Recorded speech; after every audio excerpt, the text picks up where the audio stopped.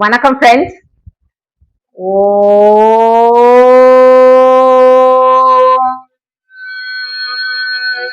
நம சிவாய. சப்த கன்னிமார்கள் வழிபாடுங்கிறது நம்ம தமிழகத்துல தொன்று தொட்டு வந்துட்டு இருக்கு. அதாவது பழமையான காலத்திலிருந்து தொடர்ந்து வந்துட்டு இருக்கு. ஒவ்வொரு கோவில்களிலும் பழங்காலத்து நமது குலதெய்வ கோவில்கள்ல கூட நீங்க பாருங்க, பழைய கோவில்களா இருந்ததுன்னா அங்க சப்த கன்னிமார்கள் கண்டிப்பா இருப்பாங்க. அப்படின்னா 7 கன்னிமார்கள் சேர்ந்தாப்புல இருக்கிறது தான் சப்த கன்னிமார்கள் அப்படிங்கிறது. ஏன் சிவன் மலை மேல இருக்கக்கூடிய முருகன் கோவில்ல கூட சப்த கன்னிமார்கள் வழிபாடு உண்டு. தினமும் பூஜை வழிபாடுகள்லாம் உண்டு. இதை போல எல்லா கோவில்களிலும் சப்த கன்னிமார்கள் இருந்து நமக்கு ஆசிகள் வழங்கிட்டு இருக்காங்க. சரி, இந்த சப்த கன்னிமார்கள் யார் அப்படின்னா, ஆதிபராசக்தியின் அவதாரமா. ஆதிபராசக்திக்கு ஒவ்வொரு இடத்திலும் தேவைப்படும் போது அவர்களுடைய அவதாரமாவே அவர்களாலேயே உருவாக்கப்பட்டவர்கள் தான் இந்த சப்த கன்னிமார்கள். அதாவது ஆதிபராசக்தி தன்னுடைய அவதாரமா உருவாக்கப்பட்டவர்கள் தான் இந்த 7 பேரும் சப்த கன்னிமார்கள்ங்கிறது. ஆதிபராசக்தி ஒரு மிகப்பெரிய அரக்கனை அழிப்பதற்காக வரும்போது முதலில் வாராகி அம்மனை தான் தன்னுடைய அவதாரமா உருவெடுத்து அனுப்பி வைத்தார்கள். வாராகி அம்மன் தான் போர் படை தளபதியா இருந்திருக்காங்க நம்ம ஆதிபராசக்தி அம்மனுக்கு. இந்த வாராகி அம்மனை தான் இந்த பதிவுல நாம பார்ப்பதற்கு முன்னாடி, நீங்க ஜெயகௌரி ஜோதிடாலயம் சேனல இப்போதான் முதல் முறையா பார்க்கிறவங்களா இருந்தா சப்ஸ்கிரைப் பண்ணுங்க, அப்படியே பெல் ஐகானை கிளிக் பண்ணுங்க, லைக் பண்ணுங்க, ஷேர் பண்ணுங்க ஃப்ரெண்ட்ஸ். நான் எப்பொழுதும் சொல்ற மாதிரி தான் ஓம் நம சிவாய அப்படின்னு கமெண்ட் பண்ணுங்க ஃப்ரெண்ட்ஸ். வாங்க ஃப்ரெண்ட்ஸ், வாராகி அம்மனை பற்றி பார்ப்போம், அவர்களை வழிபடுவோம், வெற்றிகளை பெறுவோம். சரிங்களா? வாங்க.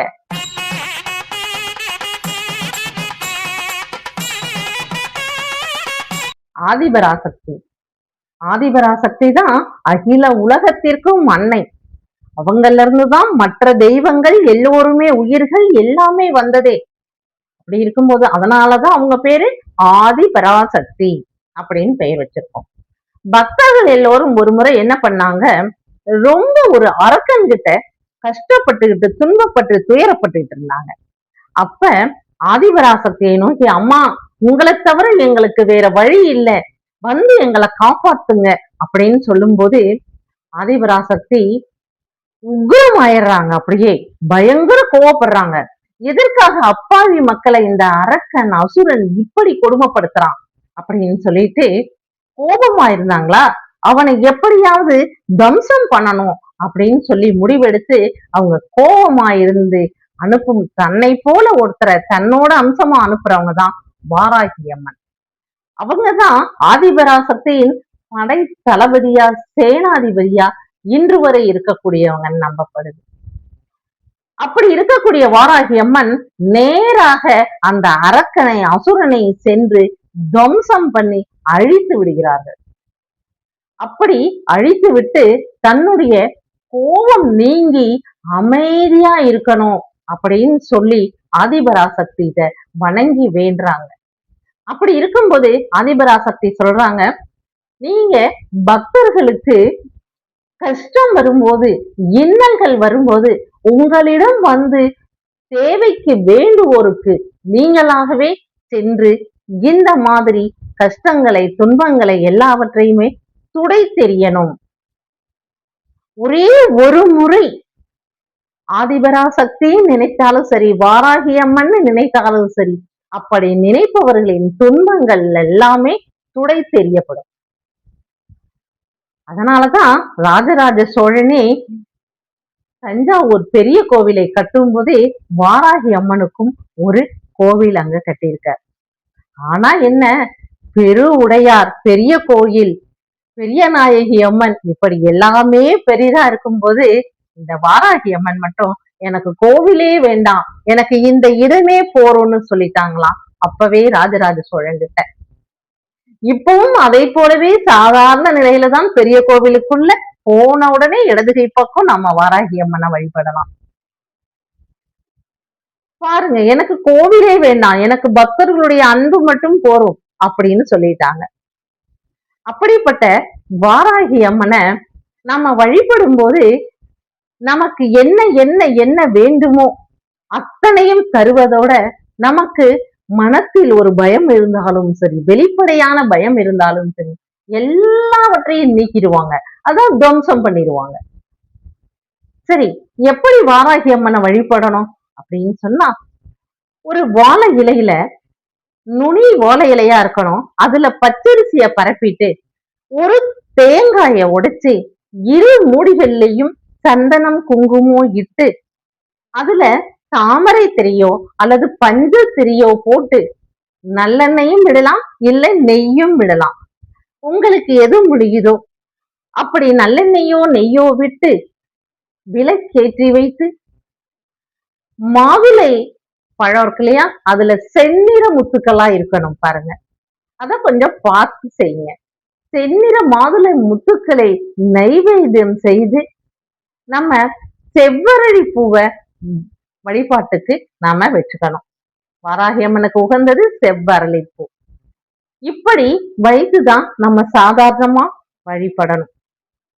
நீங்க என்ன வேண்டுதல் வைத்தாலும் சரி, என்ன துன்பங்கள் நேர்பட்டாலும் சரி, அத்துணையுமே உங்களை விட்டு விலகிவிடும்.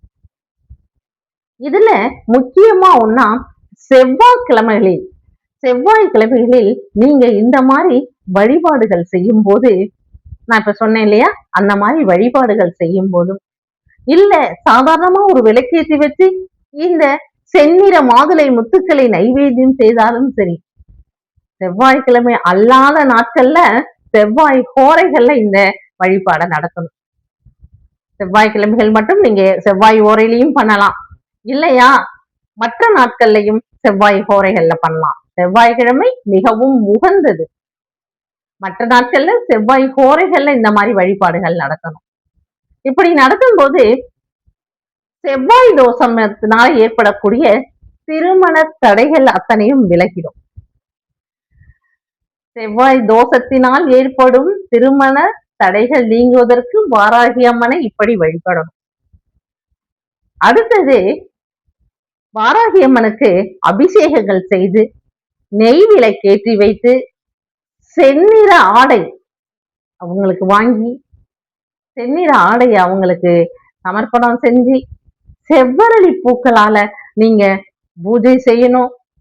அதே போல செவ்வாழை பழங்கள் அதனோட சேர்த்து சர்க்கரை பொங்கல் இதனை வைத்து நீங்க நைவேத்தியம் செய்யும் போது உங்களுடைய தொழில் வளம் பெருகும்.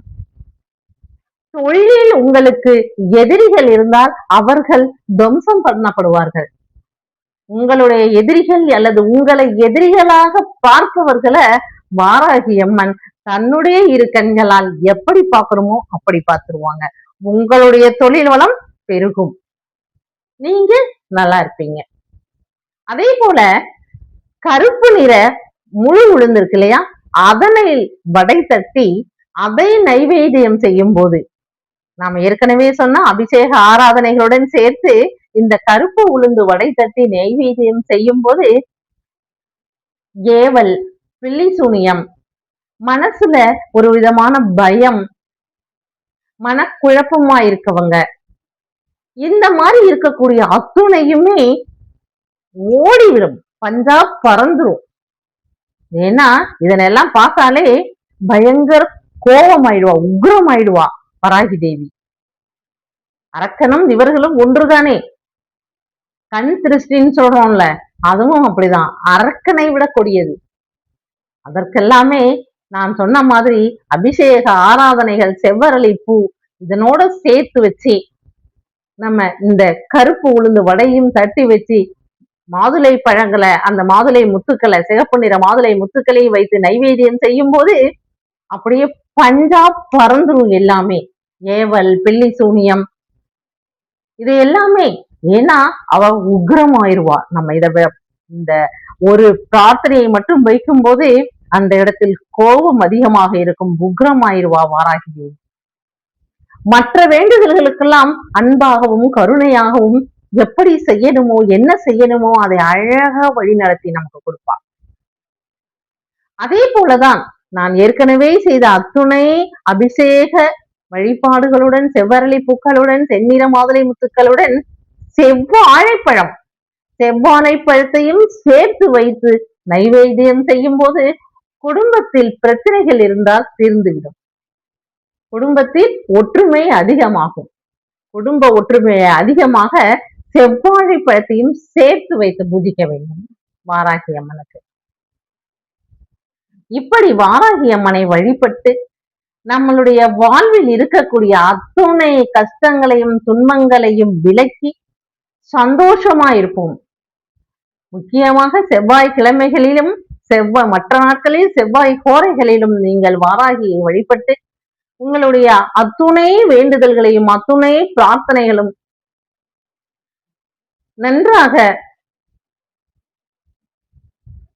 அத்துணை பிரார்த்தனைகளும் நிறைவேறணும் அப்படின்னு சொல்லி நம்ம வேண்டிக்குவோம்.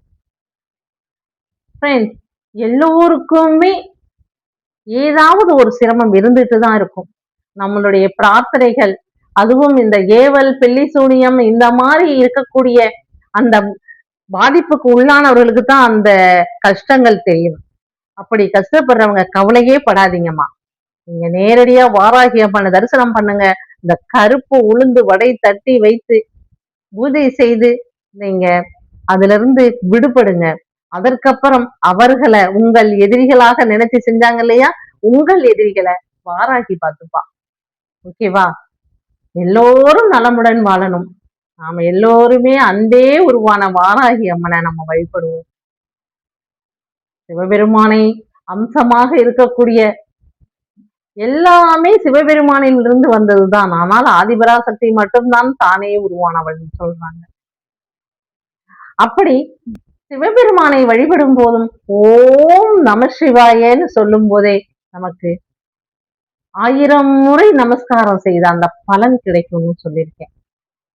போல அன்பே உருவான என் அப்பன் சிவபெருமானையும் நம்ம அந்த எதிரிகளின் தொல்லைகளிலிருந்து மீட்டு தரக்கூடிய வாராகி அம்மனையும் நம்ம வழிபடுவோம். எல்லோரும் சந்தோஷமா இருக்கும். எல்லோரும் இந்த உலகத்துல இருக்கக்கூடிய அத்தனை பேரும் சந்தோஷமா மகிழ்ச்சியா ஆரோக்கியத்தோட திடகாத்திரத்தோட உண்ண உணவும் உடுக்க உடையும் இருக்க இடமும் கிடைத்து ரொம்ப சந்தோஷமா இருக்கணும்னு நம்ம வாழ்த்துவோம். அதையே நமது தெய்வங்களிடமும் பிரார்த்தனை செய்வோம். ஓகேவா? அடுத்த பதிவுல சந்திப்போம் ஃப்ரெண்ட்ஸ். பாய்.